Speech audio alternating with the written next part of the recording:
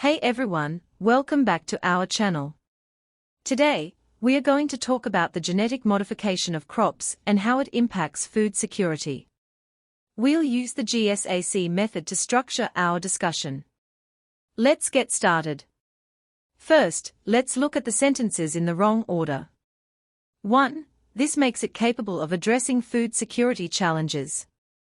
2. Genetic modification of crops has been a subject of intense debate. 3. On the one hand, genetically modified crops can offer higher yields, improved nutritional content, and resistance to pests and diseases. 4. On the other hand, concerns about environmental impact, food safety, and ethical considerations continue to fuel the debate over GM crops. Now, let's see the correct sentence order and explain why and how using the GSAC strategy. First, let's start with a general statement. Genetic modification of crops has been a subject of intense debate. This introduces the topic by highlighting the ongoing debate about genetic modification of crops. Next, we move to a specific statement. On the one hand, genetically modified crops can offer higher yields, improved nutritional content, and resistance to pests and diseases. This gives us more detail about the potential benefits of genetically modified crops. Now, let's analyze this.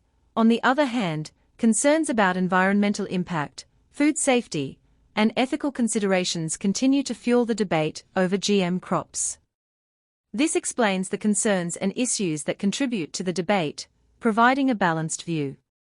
Finally, we conclude with, this makes it capable of addressing food security challenges.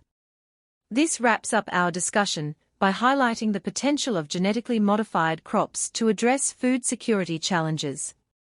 By using the GSAC method, we can clearly and logically present information about genetic modification of crops. I hope this helps you understand how to structure your thoughts effectively. Don't forget to like, subscribe, and hit the bell icon for more educational content. See you next time.